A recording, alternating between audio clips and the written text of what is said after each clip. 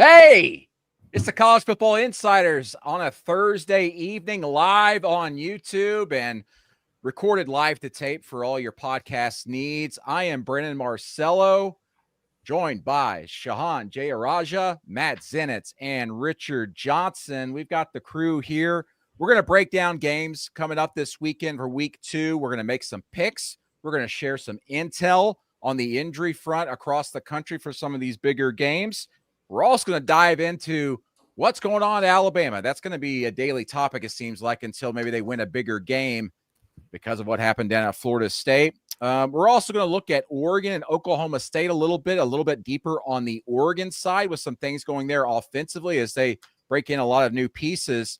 But we wanted to start the show today by discussing some news, kind of an unexpected news today, at least.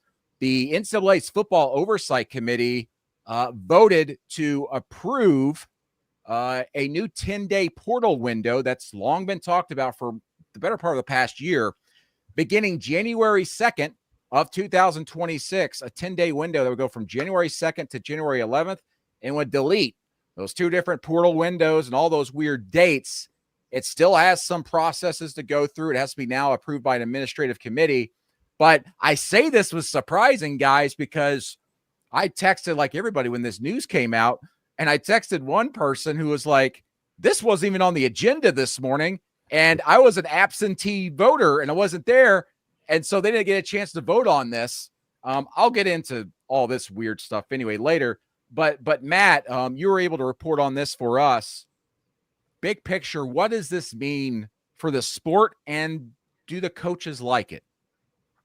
100%. So you guys know as well as I do that coaches had been pushing for this for a while. It felt like it was headed in this direction for a while, but at the same time, one thing that I've learned with the NCAA is until something crosses the goal line, essentially, that we will believe it when I see it. And now starting to believe that we're headed in direction where we're going to eliminate the second portal window and just have this one window in early January that goes for the 10 days. Like you talked about, it still does have to get through the final part of the process and be approved by the NCAA administrative committee, but that's expected to take place, that voting, before October. So at some point in the next month, we should have this at the point of finality. And for whatever it's worth, it does seem like it's headed in direction of this getting over the goal line and being approved, and that second window being eliminated. Also, another thing, Matt, the ability for written offers to go out to high school seniors, that is also appears to be changing as well this upcoming year. Yep, that was another recommendation made by the Oversight Committee.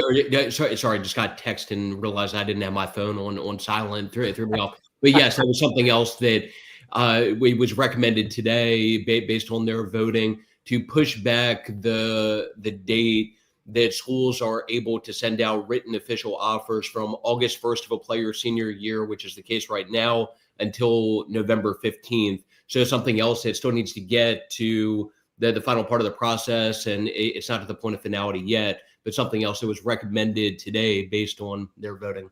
And sorry for getting distracted by that text. No, you're good. You're the busiest guy on the planet, I believe. I think you're busier than most presidents, to be quite honest. Guys, what do we think about all this? I mean, it seemed to be a foregone conclusion, but as Zenitz said, man, it's just like until the NCAA actually starts acting on something, which usually just happens like out of nowhere, like today. You'll see it. You believe it when you see it. What are our thoughts? Good thing, bad thing, I go on this sort of thing, to be honest with you, Brandon. Like, I had a lawyer type call me and basically said, okay, well, they're doing away with the April portal, but what's to stop my guys from just appearing at another school? You just saw it with TJ Finley at Georgia State. He just enrolled at Georgia State after week 1. We saw it obviously with Jake Retzlaff to Tulane. We've seen it with a lot of guys. At the end of the day, I understand that the NCAA, the coaches, the ADs, they wanted to put some parameters around that. And I agree that the parameters are necessary. But at the end of the day, billable hours are undefeated. And these lawyers and these agents who are also lawyers or cosplay as lawyers, they're going to find a way around all this kind of stuff, as we know.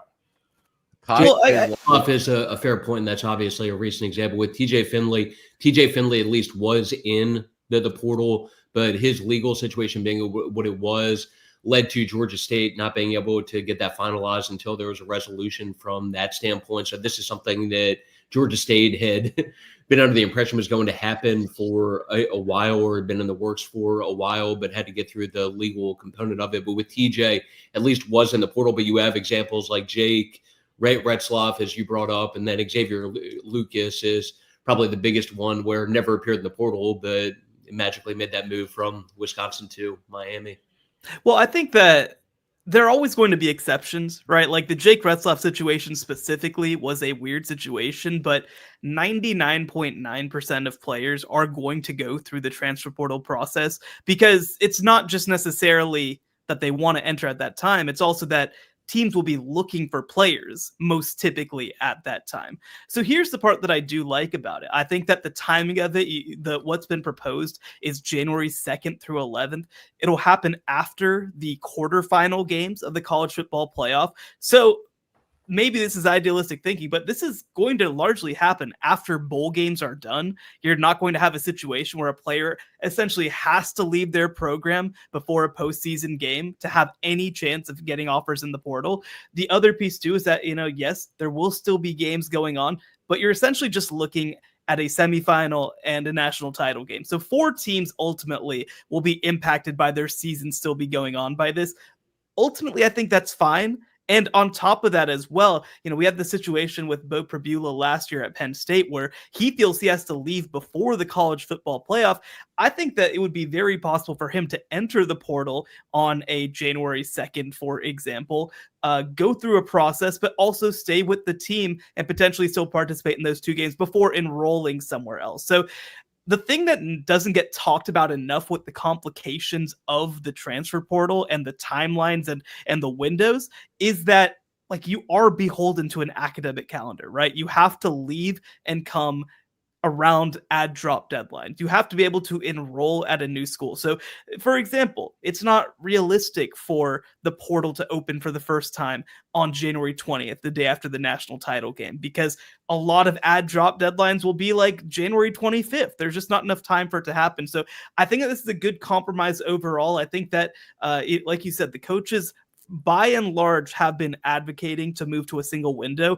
And the other thing too, I don't remember if this was actually proposed or whether this was approved as well, but is the idea of a December dead period in recruiting, where all of a sudden you get to go in and really focus in just a little bit more on your actual roster instead of getting sidetracked by all of the recruiting activity that has to go on around it.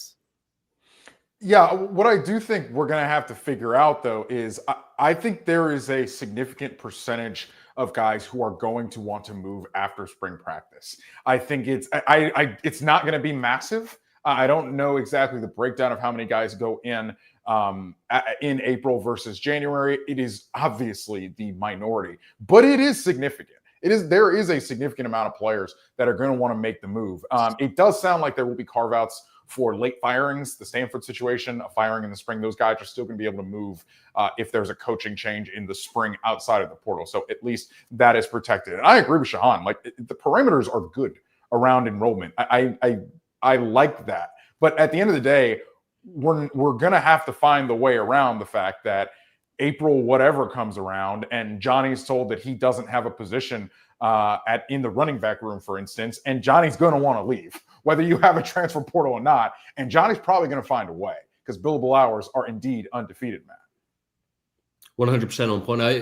I will throw something out as a follow-up to Shahan, though. So the calendar part of it does, I obviously make a lot more sense. And on the surface, it would be fair to take this as something that will lead to more players playing in bowl games or potentially playoff games. I know reference specifically the Bo Prabula situation from last year. To me, the counterpoint to that would be that a lot of these guys, regardless whether the portal window opens in December or January or whenever it is, are going to know coming out of the season what their plan is. And for someone like a Bo Prabula, for example, or other players who would fall in a similar category, even that are a part of playoff teams, there's a concern there from an injury perspective. So if you know that you're leaving, and I'll just use Bo as the example here. If you know that you're leaving, if you know that you have a 7-figure payday on the line and the opportunity to go and be a starting quarterback somewhere else, by going out there and potentially playing in a playoff game, you risk a lot of money in that scenario, even though technically the portal window doesn't open until a later point now, and until after the date of what that game would have been for Penn State last year. So that's something worth keeping in mind, that even though the portal doesn't open in this scenario until January 2nd, the players to a large degree are still going to know what they're going to be doing when the window opens. And there are going to be a number of players that are concerned from an injury perspective, just knowing in cases like that, the financial component that comes along with it. No, and I get that piece, but again, we've heard from Bo Pribula. He really didn't want to leave. He wanted to be part of Penn State's playoff run, and he felt like he had no choice. And he was convinced, I think it was by his dad, right, was the thing, and I'm sure by his agent, to make that decision. And so I think that it at least makes the decision more palatable to come back and say, look, maybe I'll end up somewhere else next season. Obviously, money's on the line, but also maybe I want to be a part of this team for this one last ride, right? I think that more players than we think would rather do that, right? Even, you talk to guys who went to the NFL who were advised to sit out of bowl games or this sort of stuff. A lot of them after the fact are like, man, I wish I didn't make that decision. And yes, obviously there's always going to be this push and pull between agents and players and coaches. Like this is always going to be a part of the equation, but I think that it, again, becomes more palatable, especially, by the way, because many of these guys, I don't know what contract Bo Pribula was on last year at Penn State, but he's still on a contract as well at the time. And so, a lot less than what he is. Yes, I'm sure it was a lot less than what he got at Missouri. But I think that it just adjusts the incentive structure at least a little bit. Obviously, for players, no one wants to leave a playoff run. You saw it with that situation with Malik Murphy. You can go down the list in terms of different guys, but again, this is a different day and age in college football, and there are different considerations that are going to be taken into account here compared to what would have been the case 5 years ago, let's say.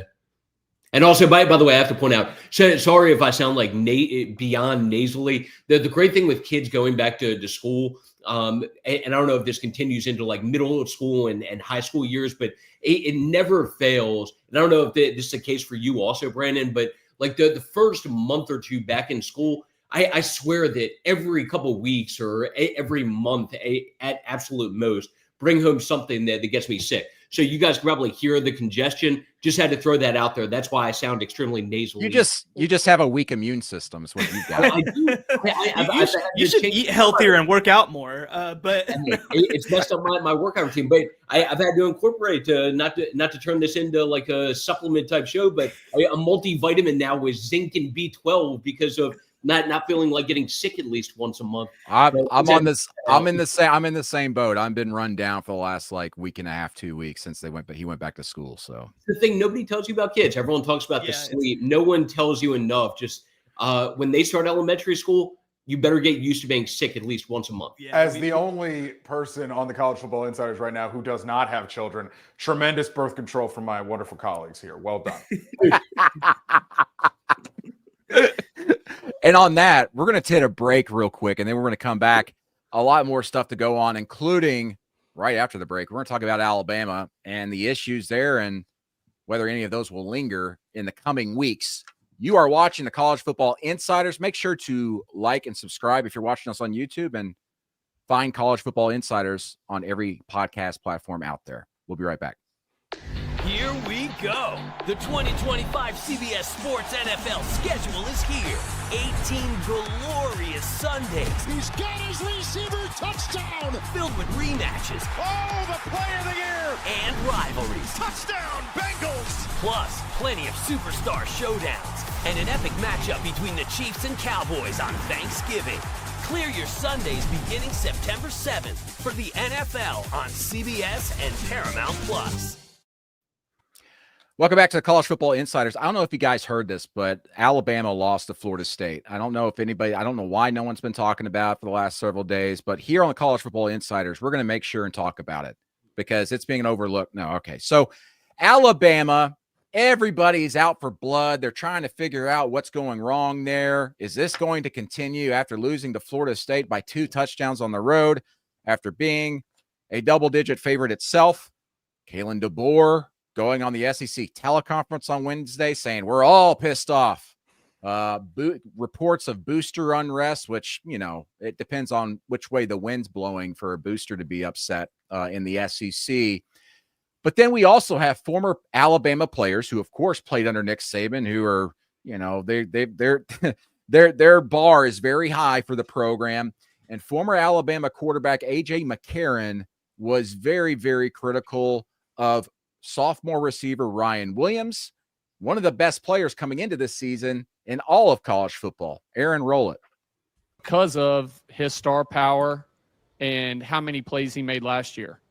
They moved him around this game to try to help him so he's not just stuck outside going against roll coverage, 2 over the top of him, everything else. They try to move him inside slot.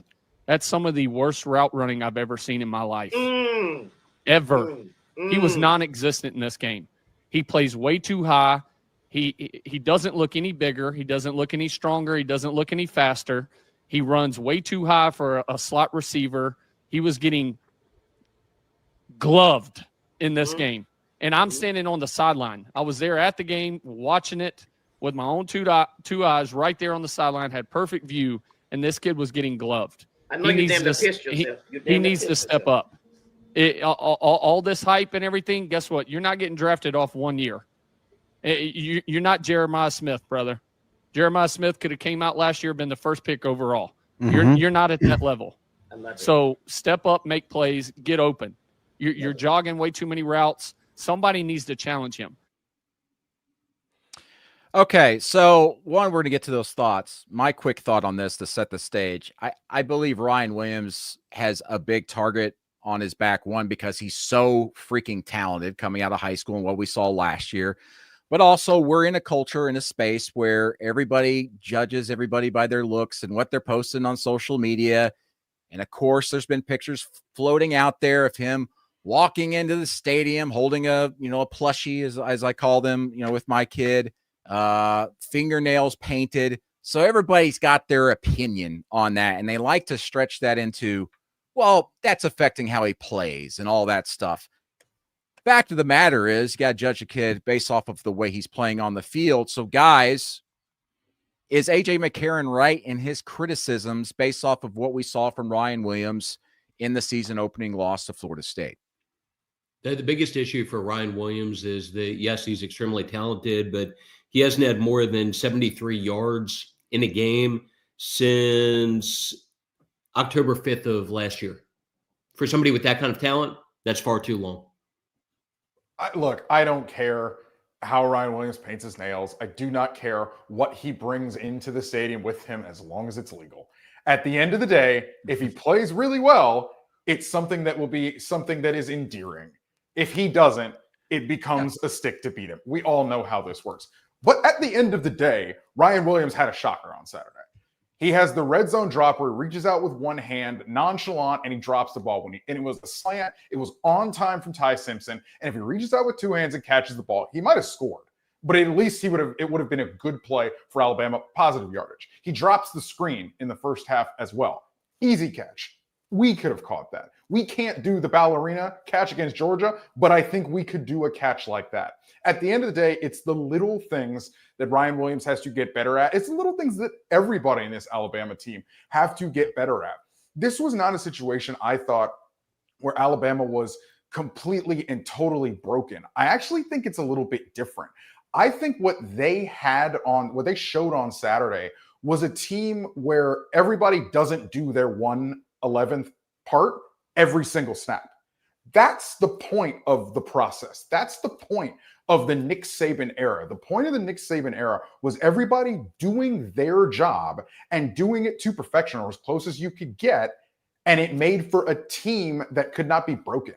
Alabama gets down in that game, by 2 scores, did any of us think they were going to come back? No, I didn't. I didn't. That game in the Saban era, you're like, man, they better leave the stadium and lock the doors because Alabama may still have a chance to come back after the buzzer sounds. But at the end of the day, this Alabama team is not clinical enough and does not have good enough attention to detail to be the champion that we expect it to be, or at least to contend for the championship that many of us expected them to do coming into this season. Well, it's ironic because I almost feel like one of the worst things that's happened to Bama in the Kalen DeBoer era is that Ryan Williams catch, is the Georgia play where he flips the game on his head. And I say that for a couple of reasons. One, I think that it gave people out there some false hope that this team was a little closer than it was. I mean, this was the first team out of the college football playoff, but for most of the season, they didn't necessarily play like it. Two, I mean, Ryan Williams, like you guys talked about, very, very, very talented player, but a freshman very much last year, right? Made mistakes, was in the wrong spots. His body is still kind of far away from being what it needs to be. You know, you see AJ McCarron make the comparison to Jeremiah Smith. It's not just technically that Jeremiah Smith is so much better, although he is obviously. It's also his body is so much further along than where Ryan Williams is. And how does perception change? Because Ryan Williams was named to pretty much every preseason All-America team. I thought that was frankly a little ridiculous with the way that he ended the year last year. I had Jordan Tyson very much over Ryan Williams coming into the year just because of what they've shown to this point. But how do things change if Ryan Williams isn't a star already, if he doesn't have these kind of expectations? I mean, Jeremy Bernard was the best receiver in that game. It was not Ryan Williams by any means. Jeremy Bernard was the guy who stepped up and made plays when they needed them. And so I think for me, like, this team, when you look back to 24 and you look at the way that they finished, like, I just think that this team was further along than maybe even the coaching staff thinks that they are, because they had those moments of, well, we went to beat Georgia. How far away could we be? Well, I think what you saw in that Georgia game, Shahan, specifically, is, again, part of the problem, as you're getting at. They come into that Georgia game, if I'm not mistaken, off of a bye, I believe. And they had a game plan in that game where they had Jalen Milroe cooking in the first half with stuff that you could tell had Georgia on its heels. But then Georgia settles into the game and comes back, and then obviously Ryan Williams bails them out. This was a problem with Kalen DeBoer teams back when he was at Washington. They would play down to their opponents. They would look not ready to play in some spots. What is the stat? It's 4-4 outright as a 2-touchdown underdog? Yeah. Nick Saban lost 3 of those games in, how long was he there? Over a decade? Yeah. Like, it just can't be that. When you just can't have this attitude that we're Alabama and we're going to figure it out. It's just not the way things are right now, even when you consider that the floor of college football, the floor of the SEC, has risen from a parity perspective. Before you even get to that stuff. What really bothers me is just this simple. Sorry, I just want to say this real quick. What really bothers me is just the simple stat that they are 1-4 in their last 5 road games. 1-4. 2 of those are blowouts, by the way, in loss column. That's not just, season opener, maybe they can improve on this. It's a trend. It's almost expected now that we're on the road. Don't quite know if Alabama's going to win no matter the opponent. That's bothersome. That's something we never, ever saw under Nick Saban. So you guys know me well enough at this point to know that, like, when predicting games, a lot for me is based on just the comparison of next level talent. And I'll say this about Alabama. They clearly had the personnel advantage going into that game, to the point that talked to an NFL director of player personnel in the last couple of days who was at Alabama at one point this summer. Felt like Alabama was as loaded in terms of overall depth with the next level players as anybody in the country. So that's as alarming as anything right there. Just Alabama was clearly the more talented team in terms of next level prospects, at least based on how scouts currently view those guys. But we will say this just as a follow-up to the Ryan Williams conversation.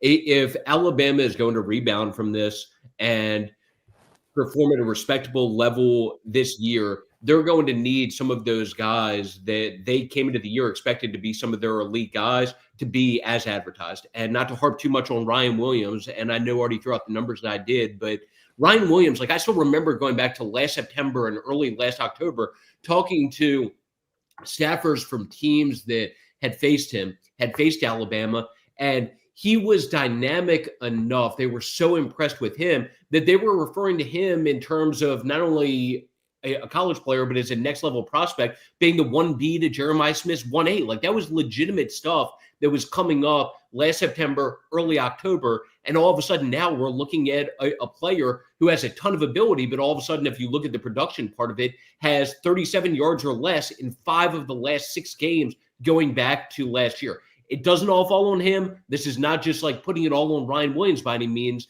but they're going to need players like that they have big expectations for to be producing a lot closer to the level that Alabama expected them to produce at if they're going to bounce back from this. Matt, I don't think it's NFL folks that are the only people that misevaluated this Alabama roster. I think it's quite clear that Alabama misevaluated this Alabama roster. They did not go heavy into the portal last year at all, really. They thought they could run it back with this roster and naturally improve. And obviously, we're not seeing those results. It's an indictment, I think, in the running back room, for instance, that Jem Miller goes out with that collarbone injury, and Justice Haynes is at Michigan, not at Alabama. And Justice Haynes tore it up for the Wolverines last week. You would have loved to have a 1-2 punch or at least go back to Justice Haynes. Obviously, Ryan Williams is not the only player who did not play up to expectation on Saturday. We've been picking on him a lot this segment, but Caden Proctor, for instance, a guy with first-round talent, also had an absolute shocker in that game. I would expect Alabama to jumble up that offensive line a little bit this week. I'm not saying you're going to move Caden Proctor to tackle, or excuse me, from tackle to center, but they are going to have to figure out a 5 that work to what they want to keep Ty Simpson clean and to make for a better operation overall on that offense moving forward this season. Louisiana Monroe this week should be fine, we would all imagine, but all right, here, we'll make the joke here. We've seen it before with Alabama against Louisiana Monroe. All right, there we go. It's been 18 years. It's been 18 years. Listen, Alabama has not lost at home to an unranked team since ULM in 2007. So, hey, time is a flat circle, as they say. All right, let's move on here. A little under the radar kind of nugget that we all kind of found interesting moving forward into this weekend. Oregon is hosting Oklahoma State, which, 3-4 years ago, we've been like, man, that's a big time matchup. 2 explosive offenses. Well, Oklahoma State struggled quite a bit last year. You guys know that. And I don't know if they look much better this season. But at Oregon, they replaced a lot of star power on their offense, and they looked explosive this past week in their season opener. But there's one key piece to that they brought in, Tulane running back Makhi Hughes, who everybody just assumed was going to be the starting running back, was going to fit in that system of Will Stein and be the next breakout star for Oregon's offense. But in watching their opener, Hughes was the 5th running back on the field for them. He ended up finishing with the 2nd most snaps among the running backs. But now the question's been popped up of, is this because the coaching staff doesn't trust him? Is this because he's not quite fitting into the system? He doesn't understand the system? We've all talked to people. I've talked to people. We're all just going to go around the horn here. Richard, what are you hearing? What's going on with Makhi Hughes in Eugene? Well, the thing that I heard was this isn't necessarily a discipline thing. There's a problem with Makhi Hughes off of the field. I've just heard he's had a little bit of a struggle adjusting to the system. Tulane is a system that's kind of one-cut-go zone running system. They have pretty much concrete rules for everything, whereas Oregon is an offense under Will Stein. You mentioned the system there. They want to have an answer for everything. It's a more complex offense, and he's just struggling a little bit getting used to that. There's sort of a steep learning curve because of that. It's not to say that he will always be, RB4 or whatever he was, whatever you consider him to be on Saturday, but just got to get better and just got to learn a little bit more of the system so that the coaches trust him, that they can put him out there in some of the more higher leverage environments. I mean, they got a few weeks before they go to Penn State for a whiteout, for instance, Matt. Yeah. Don't forget, Oregon has some other talent in that room. So Noah Whittington, I know, has battled injuries at Oregon, but let's not forget that Noah has played at the type of level in college and at Oregon that has been on the radar as a draft prospect. So ran for Noah Whittington, by the way, 10 carries, 68 yards, 1 touchdown last week. Jordan Davison, a player that Oregon beat out schools like Ohio State for, is a recruit, ran for 3 touchdowns this past weekend. So there is other talent in this room. Let's not forget that part of it also. Yeah, I was told by someone in Eugene this week that the expectation is that Noah Whittington's going to be their number 1, so to speak, and they're going to rotate guys in and out. They're expecting, Makhi Hughes to play more, but the feeling is, and it has been actually even in preseason camp, that Noah Whittington had done enough to earn that quote-unquote starting job, whatever you want to call it in college football these days, because you're constantly rotating running backs. But right now the expectation is he's going to be the first guy in the game this week. Yeah, and just to close it out too, I mean, one piece to really keep an eye on with this Oregon team is 12 different players rushed the ball, 10 different players had catches. Like, this is a roster that's trying to work through their depth in real time. And I mean, you talk about the way that they've recruited the past couple of years, right? Top 5 roster in the country with some big time transfers coming in. Like, it's going to be a process, and some talented players who maybe could produce a lot other places might not get the ball. Now, I expect that Makhi Hughes will eventually get plenty of carries. That's kind of the word that we've had coming out of there. But I mean, again, this is more a Noah Whittington conversation in some ways than it is a Makhi Hughes conversation. I'll end this with 10 seconds. Most important part for Oregon outside of the running back part, Dante Moore, 18 of 23, 3 touchdowns. If he's going to play at that type of level, and obviously the level of competition will go up compared to what it was week 1, things will bode well for Oregon if Dante is going to be playing at the kind of level that he looked to be playing at the other day. All right, guys, let's move on here real quick. We're going to go through some injuries and stuff. The Thursday night before Saturday is usually when you start hearing things, and we're recording and going live here at 6 Eastern time. So a lot of coaches are kind of going through talking to their team doctors and everything as we go through. I know I can report that Texas Tech quarterback Baron Morton, still questions about whether he's going to play this week. I was told he went through walkthrough this morning, looked good. They're going to make a final decision on him Friday, whether he'll play against Kent State. Again, not a big thing, and they don't need him against Kent State. But the good news is that hyperextended knee is looking good. He's moving around okay, and they'll reevaluate once again on Friday. And let's go to Alabama here. Of course, they're playing ULM. It's not necessarily a big thing, but they got some injuries along that defensive line. Florida State was super physical with them. We're starting here with Jeremiah Beeman. Man, 1 quarterback hurry in that game, and now out for the year, guys. Real quick on Alabama's defensive front, Tim Keenan also out. Any concern there with what we saw, obviously, defensively now with some injuries up front that they're dealing with? Yeah, there is concern. There is concern because now you're going to younger players and younger players. Again, Tim Keenan still out. Jeremiah Beeman goes down in camp on Wednesday, out for the season. Edric Hill, Isaiah Faga, and London Simmons are the players that they're going to turn to on the interior of that defensive line. Those are younger players. Faga and Simmons are freshmen. So it's something where, we're going to see how much depth they have. Again, as we talked about, Alabama did not dip into the transfer portal. They thought this roster was set, and here it is. And it's not to say that Keenan will even be able to come back at 100% off of that tightrope surgery. That's a dicey situation. He may come back a little bit less than 100% for Bama. And as they get into the meat of the SEC schedule, we'll see how that's going to work for the Tide. Running back Jan Miller also still out, and Coach DeBoer said earlier this week on Wednesday that they're hopeful that maybe they can get him back for Wisconsin next week, but the goal has always been to make sure he's fresh and ready to go for Georgia later this month. Go ahead, Matt.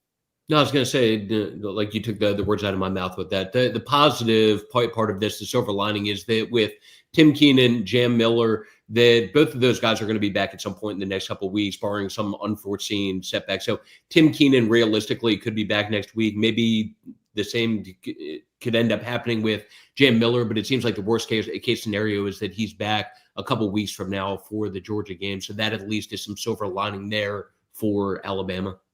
We're going to go through a few more quick injury updates, but first we're going to take a break. Make sure to like and subscribe to us here if you're watching on YouTube Live. This is the College Football Insiders. We'll be right back. When you need your sports news all the time, we've got breaking news to bring to you. CBS Sports HQ gives you a snapshot of all the sports that matter to you. When you need your sports in a snap, find it on CBS Sports HQ, streaming free anywhere you are. We are back, College Football Insiders, going through some injury intel as we go through here.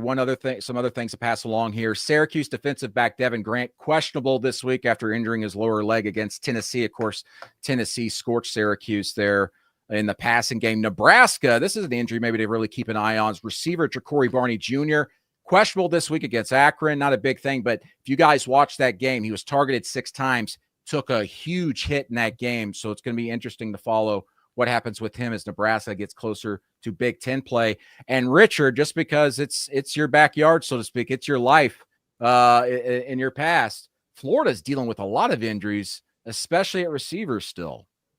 Yeah, Brandon, they've been banged up in camp, and then they come out from the LIU game still a little bit banged up. They got receivers hurt. Dallas Wilson and Aiden Mizell. Mizell was battling a soft tissue injury in camp, came back at the end of camp. Dallas Wilson had been in a cast during camp. Caleb Banks, they're really good defensive linemen, lower leg and a boot since the middle of camp. Pup Howard also has a soft tissue injury. It's questionable. So, yeah, Florida's a little bit banged up there on both sides of the ball, frankly. And that is not to say of the sort of continued Florida fan anxiety about DJ Lagway pretty much every time he drops back. People are worried about him as well. Linebacker Grayson Howard also questionable with a soft tissue injury this week, as you mentioned, both sides of the ball feeling it a little bit as they prepare for suddenly a resurgent USF program coming into Gainesville this week.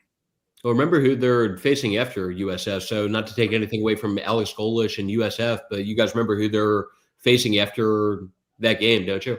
LSU.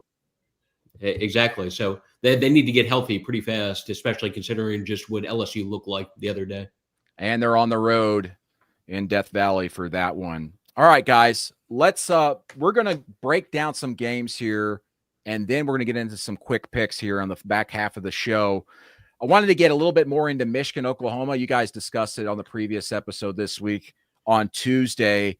But how are we feeling going into this one? I've been digesting all the information I can get. I'm going to be there Saturday. I can't wait to watch the 2 quarterbacks. But more importantly to me, I'm really looking forward to seeing how both offensive lines hold up in this one. What do you guys, your quick thoughts on this game going in as we look at it with another second glance?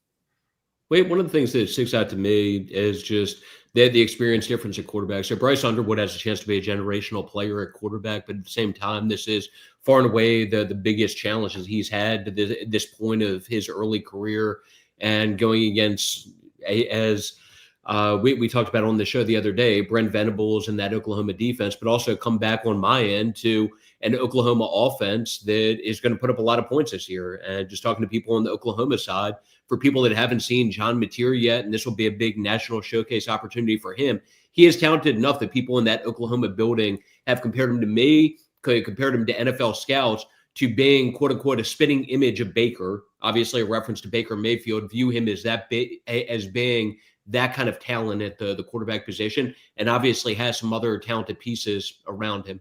I do want to be Mayfield got a statue, man. He got a statue. I was going to say, I do also want to make it clear. The way Matt said that, it sounded like people have been comparing John Mateer to him. So it's Matt being compared to John Mateer and Ryan Williams from an athleticism standpoint. My guy is a 5-tool player. Let me tell you something. My guy is throw it. He could throw his own passes and catch his own passes. Apparently, yeah. Man, I mean, we're gonna have to have him running after John Mateer if Oklahoma loses this game. My goodness, the Zenitz legend. For that to happen, I need to get this crud out of my system. So you need to tell the 6-year-old. Yeah.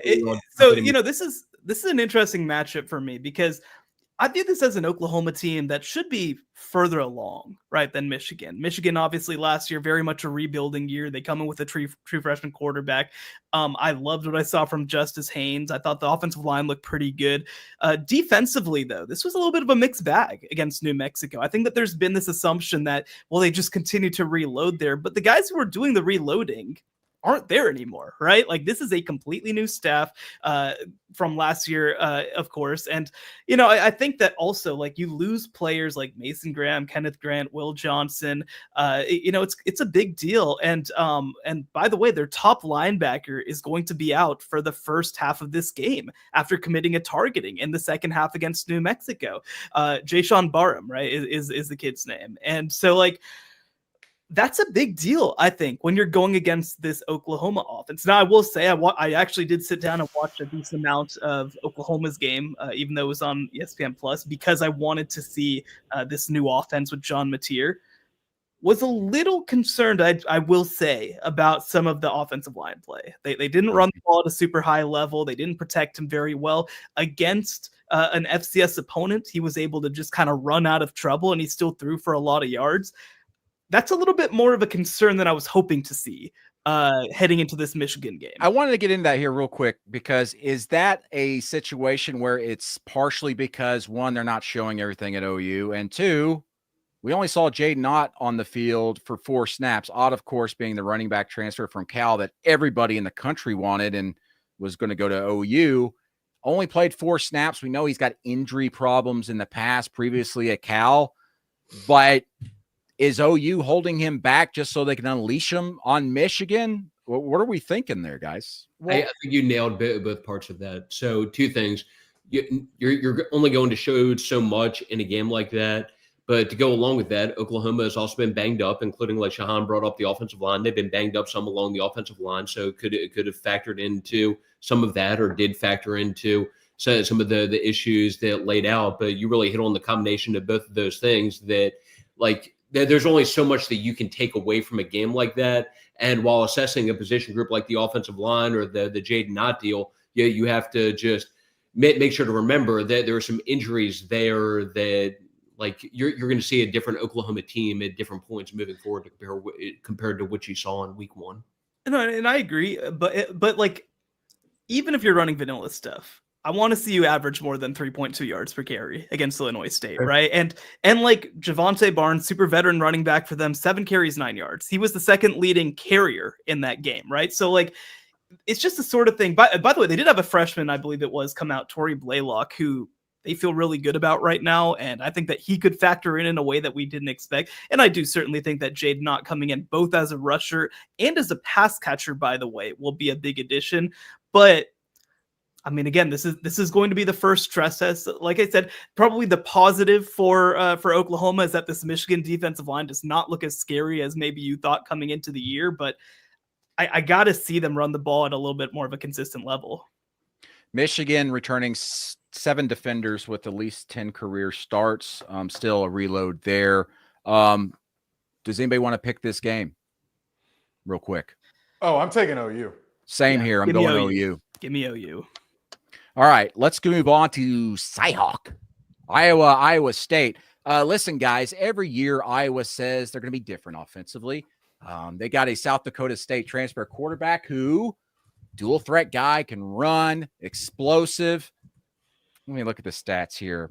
48 yards passing last week. Iowa State's already played 2 games. What are we thinking going into this one? Let's get a breakdown. Well, Brandon, I think some troubling things in the beginning of that game for Mark Gronowski. He had a couple of the worst incompletions that I think I saw any quarterback have over the weekend. He missed a really bad throw in the red zone, had a really bad throw on an out ball as well. It was really shaky for him in the first half, settled in a little bit in the second half, but then again, he did not light the world on fire. It's not like he went out there and threw for 300 yards. So yes, he had offseason shoulder surgery, but you expected him to make this Iowa offense more dynamic. That was the benefit. I know Reese Vanderzee is still out for them, but you expected some more dynamism for Iowa's offense, and you didn't get it. This Iowa State team, I know they've struggled with Iowa historically with Matt Campbell there, but this Iowa State team, as Shahan will tell you, dangerous team. No, and obviously they win that game against Kansas State, which we have some questions now about Kansas State with the way that they played in week 1. But I mean, look, it was against an FCS opponent, but they absolutely put South Dakota into the ground. And that's a top 5 FCS team, by the way. That's like an actually pretty good FCS team. And I thought the most impressive thing for me was Rocco Becht was, I believe, 19 of 20 passing the ball. Like just looked absolutely pinpoint after kind of a slog against Kansas State. So I feel like Iowa State should just be the comprehensively better team coming into this game on both sides of the ball. You know, but this will be a great test. I think that if Iowa State wins this game, like, we have to fully put them in that tier of true contenders to make the college football playoff. So I'm taking Iowa State in this game. Same here. Taking Iowa State. I just think they got a little bit more experience, a little bit more rugged in the trenches right now. I think they're going to be able to I think they'll be able to score 3 touchdowns. That's going to be enough in this one.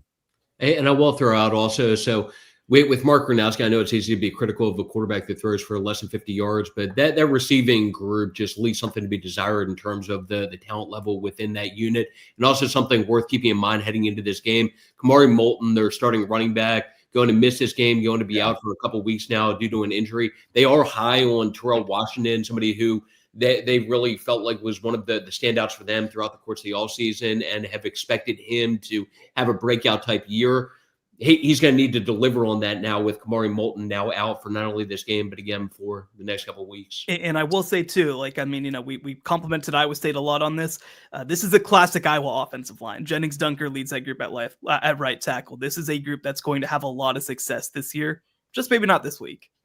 Continuing with week 2 rivalries, we got the border war. I know they changed the name, and our John Talty is all over that. He hates that all these rivalries are changing names, and I agree. I'm sure a lot of people do. We've got Kansas at Missouri. I think this is a sneaky good matchup just as far as 2 offensive lines that could be, quote, good to great this season, both running the ball very well. Of course, the opponents have differed, especially Missouri. They played UCA, an FCS team. But listen, Kansas has played some, top-tier good teams from the group of 5. Jalen Daniels is a veteran quarterback. They got Hishaw back there running the ball. Kansas looks good. Missouri's offensive line going into this year, I thought, was going to be considered one of the best in the SEC. This could be a very, very interesting physical matchup in the trenches. Yeah, and I think that what we've seen so far from Kansas, it feels like Kansas again. Like they moved on from Jeff Grimes at offensive coordinator. Jim Jabrowski took over there, formerly their quarterbacks coach. And you're seeing the motion, you're seeing the movement, you're seeing the quarterback run game. It feels like we're back in so many ways. And there's been stories about Jalen Daniels, their quarterback, taking this whole group of new receivers out to California and working a lot with them. And I felt like in the first 2 games of the season, we've seen that.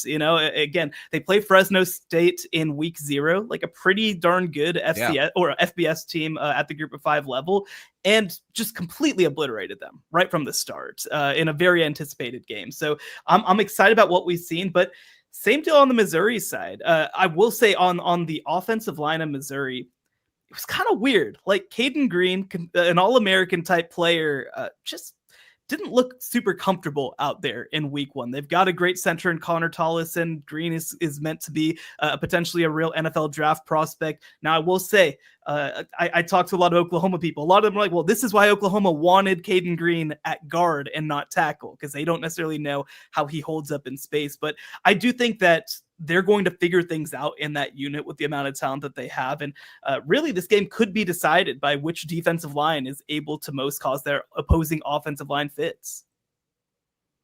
Remember, Sam Horn was injured in the opener for Mizzou.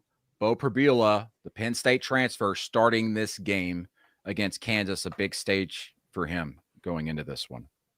Yeah, so Eli Drinkwitz obviously had left the quarterback competition unsettled or ongoing heading into that first game. It's been decided now, unfortunately, by injury. If Bo Pribula's play didn't decide it enough or wouldn't have decided enough in itself, they're going to be moving forward with Bo Pribula as starting quarterback at this point. But a couple things beyond that. So with Missouri, and part of the reason that, if we did the picks with this game, why we would be picking Missouri in this matchup, not only being the home team in this game, but something that I feel like doesn't get enough credit with Missouri is, first of all, that they have 3 guys in their front 7 defensively that NFL scouts view as legitimate possibilities to go in the first few rounds of next year's draft. And then this receiver group, even losing what they did, they feel really good in Missouri about this receiver group.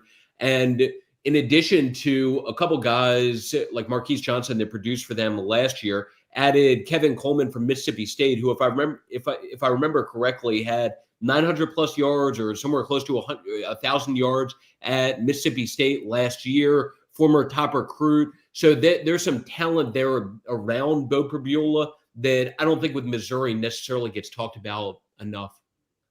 I'm with you, man. I'm picking Mizzou in this one because it's at home, and I'm a big believer in Mizzou's offensive front. I think it's going to take Jalen Daniels lifting Kansas on his back to pull this one off there in Columbia. I did a lot of complimenting, but I think I'm leading Mizzou in this game as well.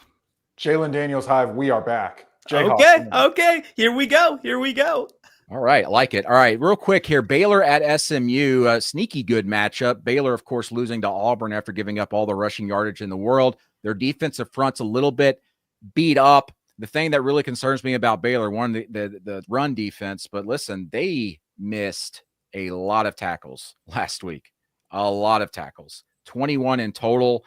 And then also SMU's defensive front, of course, they weren't playing a great opponent in East Texas A&M, which I'm sorry to say I didn't really know existed until Division II national champions in 2017 under the previous moniker Texas A&M Commerce. Oh, okay. So that's what Same that school is. Same school. Sorry for the disrespect to East Texas A&M.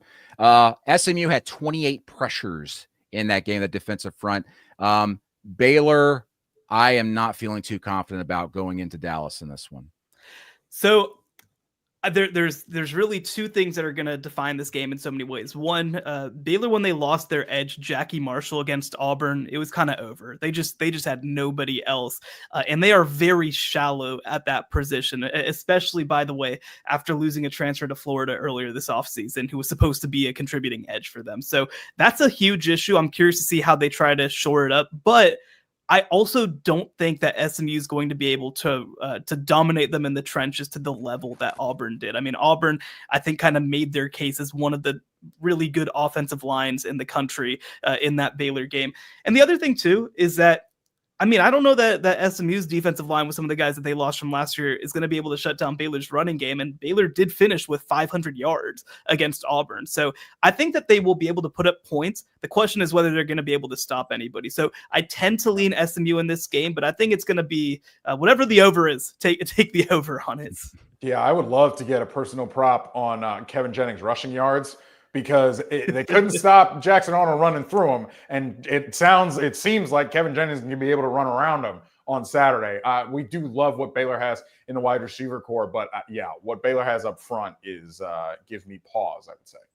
I will say with Baylor's first game, I view that as more of a solid win for Auburn than I do an indictment of Baylor. Like, I think those are two great, respectable teams. And that's one where, again, I view that as more of like a great start to the year for Hugh Freeze, more than I view that as an indictment of Dave Aranda. It was a very physical game. I mean, Sean, you were there. I mean, the pads were popping. It was loud even on TV. 100%. And I think that, especially at the beginning, other than the kind of that first and second drive, like, it felt like Auburn really settled into that game.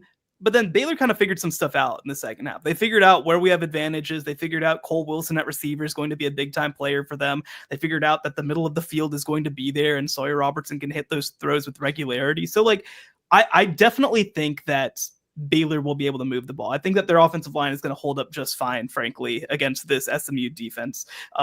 They had a lot of issues with Kendrick Falk, who looks like a top 15 player in the 2026 NFL draft. But other than getting destroyed by one player, I thought that they actually did a pretty decent job. And I think going against SMU, I don't anticipate as many of the problems. But I will say I've watched Kevin Jennings play a lot of times. I've watched Jackson Arnold obviously play one or two times now. What I saw from Jackson Arnold was him being faster than I've ever seen Kevin Jennings be. That was kind of crazy out there. I did not realize that Jackson Arnold had those kind of wheels. I knew that he was a fast player, but man, he had some plays where he was going against DBs and like just running past them. It was pretty impressive. So it'll be interesting to see how much of that SMU decides to factor into their game plan, because while Kevin Jennings, obviously great athlete, could have been recruited at different positions, I think that ultimately, like, he is also a smaller guy. They don't want him to get hit as much as Jackson Arnold did. So we'll add one quick follow with Baylor. So it's worth keeping in mind just to go along with their quarterback, Sawyer Robertson. Like, I had some pieces around him that NFL people like. So first of all, Kobe Prentice, who started his career at Alabama, had a touchdown for them week 1. Michael Trigg, who we've heard about going back to the USC days, Ole Miss, combination. Finally arrived. He had a touchdown, if I remember correctly, in week 1 for Baylor against Auburn. So maybe like we see Michael Trigg start to deliver on some of the talent or potential that's been there with him. He was, by the way, he was the Makhi Award tight end of the week because he had like 97 yards against Auburn, and also he had close to 90 yards in the bowl game against LSU as well. And even with all the issues, like, NFL people still view him as someone who just based on talent has the capability to go in the first 3, 4, 5 rounds, whatever, just based on the talent part of it, even with the issues being what they are. Even though with this one, just to end with this, injury is definitely worth keeping in mind. So you bring up Jackie Marshall, extremely talented player along the defensive line for Baylor, dealing with high ankle sprain, obviously leaves him in doubt and question in terms of his status for this game. But at the same time, on the SMU side, have a couple of key players there, including Jordan Hudson, who got injured in their game this past weekend, where with like Jordan Hudson specifically had elbow injury that, based on what things sounded like the other day, it seemed like it was more likely than not that they would be without Jordan Hudson for this game, with Jordan obviously being their top returning receiver from last season. They're And also just to be potentially clear, without Alexander Kilgore on that defense as well for SMU. yeah, and just to be clear, this is Jordan Hudson, not Jordan Hudson. Oh boy. Okay. All right. So Air we're going to go through. Air Jordan. We're going to go through quick picks, and Matt, here's the segment. I'm going to explain it to you. Okay. We're going to go through quick picks. All right. We're going to make our pick and give one line as to why, 5 seconds or less. Okay. Put on your thinking caps, everybody. All right. Arizona at Mississippi State. Arizona State. Why? You said oh no, you said Arizona, not Arizona State. Oh, I did? Yeah, oh my yeah. gosh. But yeah. That's what I was correcting. There was too many states. Arizona. Too many states. All right. But to show Matt how we Arizona go through in State. 5 seconds to go Arizona State, Mississippi State, Shahan. Okay, I pick Arizona State. I think that this game, the narrative on it has shifted a little bit because Arizona State was up 30-3 last year and let Mississippi State back in. I think they go on the road and prove that they're a true national contender. I'm taking Mississippi State to upset here. I actually like what I saw a little bit out of Blake Shapen last week. I take the Bulldogs. So Mississippi State at home, but Arizona State, the more talented team, taking Arizona State. I'm taking Arizona State, as you said, more talented. I'm a big believer in Sam Levitt, and I think Mississippi State will still cover. It'll be about a field goal game. All right. And by the way, just real quick, Blake. That's one line. Blake Shapen optimism has me thinking back to 2023. Man, it's a dark time in my heart. Oh well. Oklahoma State at Oregon. There's not a number high enough to set this line. Oregon. Wait, what's even the spread on this game? 28.5. Yeah. 28.5. I'm taking Oregon. I think that Oklahoma State is worse at every single position, and I would feel a little better about this if Hosseini was still in the lineup. He's not, so give me the number. Oregon's peeved off. They're going to beat the crap out of Oklahoma State and show them what big money gets you. Ole Miss at Kentucky. I don't know how Kentucky plans to move the ball in this game. Ole Miss. Wade wasn't exactly a great showing for Kentucky's offense, including transfer quarterback Zach Calzada in that first game, taking Ole Miss, even though I think Ole Miss is still somewhat of a work in progress at this point also. Yeah, I would like Zach Calzada to throw for some yards that people actually read my story over at cbssports.com, but Ole Miss easy. Ole Miss, remember Kentucky upset Ole Miss at home early last season. I think there's some revenge there. As much as people try to downplay that, I think they're really, really going to get after it. All right, Vanderbilt at Virginia Tech. I really love this matchup, guys. What do you think? One of the more interesting matchups of the week, taking Vanderbilt. Obviously easy to have confidence in Vanderbilt competing against teams that maybe 5 years ago you wouldn't have had that same level of confidence, but taking Vanderbilt in this game. And Also, Fabio. Sorry, also taking Vanderbilt. Virginia Tech has lost too much on defense to compete with that funky Vanderbilt offense. Eli Stowers, best tight end in college football. They roll. Yeah, this is a really interesting matchup too. I had a hard time picking this one, but I think Vandy just brings a little bit more back, and I'm a little bit worried about Virginia Tech's depth after the way they ended last week. I'm gonna go Virginia Tech. I think Kyron Drone's going to win it for him. Why not? I'm going to go with them against the grain here. Good, you know, you up even though my pick was Vanderbilt. So Virginia Tech opened the season against South Carolina, a team that I think all of us expect to do some good things this year, and they were competitive in that game. Like they lost by 13 or 14 points or whatever it was, but they were close until that explosive play. I mean, yeah, they performed better in that game, looked better in that game than what I was expecting heading into that. So it doesn't lead to me feeling like you're off base with that prediction. And this was a tough one to make a call on. Okay, now I do feel better because I was really kind of hesitant about it, and I did it anyway. Okay, UCLA at UNLV.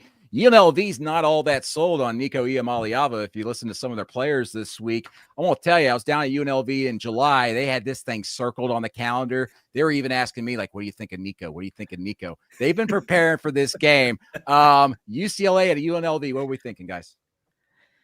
Taking UCLA in this game. So, yeah, UNLV's had their own issues. So, like, they've faced two lower-level opponents or two lesser opponents. No offense to Sam Houston, like including them in this, but Idaho State, Sam Houston have been up and down at different points during the first couple of weeks. That they've won those two games by like 14, 17 points, but like haven't blown out those teams by any means, to where just factoring that in with some of the talent that UCLA does have, including Nico, going with UCLA in this game. I will also take UCLA. Honestly, I thought Nico's struggles were a touch overblown. He did some good things in that game. I take the Bruins. I don't think his struggles were overblown, and I really wanted to take UNLV in this game, but those first 2 weeks have not looked good whatsoever for UNLV. So I think UCLA pulls away, has a big victory. I'm going to take UCLA as well, but I think Dan Mullen's going to run some weird stuff against UNLV. But UCLA is going to win this one. All right, Tulane at South Alabama. Battle of Interstate 10 is what I call it. This is, if I was down that area, I'd go watch it. I really like Tulane this year. I like South Alabama, Major Applewhite. What do we think? Taking Tulane. Great as well. Over a P4 opponent week one. Jake Retzlaff, who we obviously talked about earlier in the show, had a couple standout moments in that game, including long touchdown run. Tulane's going to be a team that expect to be in the mix for potentially a playoff spot as the year plays out, taking them in this game. Yeah, easy. I think Jake Retzlaff runs wild and Tulane wins. Yeah, this is a game that they have to have too, because they've got Duke and Ole Miss the next 2 weeks. I think that they take care of it easy and put it away. Yeah, Tulane going to continue their run to making the playoff as that group of 6 representative, in my opinion. All right, final game. All right, Alabama has not lost to a non-conference unranked team at home since 2007. That team was Louisiana Monroe, those fighting Warhawks. ULM comes to Tuscaloosa fresh off of the Alabama Crimson Tide's loss to Florida State. It's really going to be hard to pick, guys. I know it is for you. ULM at Alabama. You know who I'm taking? Ryan Williams in a foot race. University of Alabama. But who has the coaching advantage in this game? Brian Vincent versus Kalen DeBoer. Well, if it was UAB, I'd have no problem telling you who it was. Yeah, we're not picking against the spread. We're picking this straight up. So I will be taking Alabama. Alabama tide finally gets to roll, and guess what? And Brian Williams is going to have a 94-yard touchdown catch. But we'll say Ryan Williams plays because Ryan Williams is working back from a concussion, so I don't even know if they put Ryan Williams out there. But to play your if game, Brandon, that obviously you love, if they actually lost this game, there would be big issues beyond some of the issues that are there already. If you want to play the if game. Would they fire him? Would they fire him right away, or they'd have to wait? No, he'd just be like, "I'm just trying to be like the GOAT, man. I'm just trying to be like the GOAT." I mean, that would be it's not going to happen, but man, that'd be wild. Ugh, I don't even want to think about it just for my own brain. Also, let's run real quick here because we're going to do a breakdown on it, but we didn't have time. USF at Florida, quick pick. I think USF covers the 17 points. By the way, I think it's going to be a little bit of a close shave for the Gators in that game.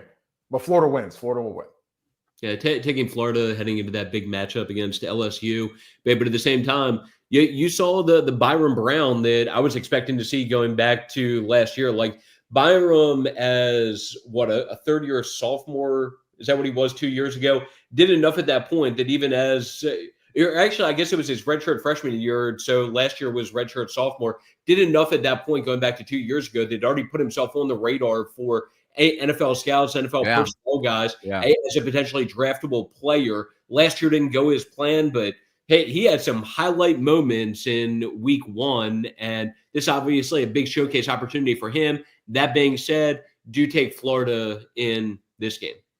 Yeah, I think that South Florida is probably a little overvalued right now. I think that Boise imploded a little bit in that game and made some mistakes, but this is still a very talented team. I think that they're going to be in a one-score game in the fourth quarter, but Florida State, or God, Florida will put a touchdown on him to make sure that they don't quite cover, but it's a 2-score win.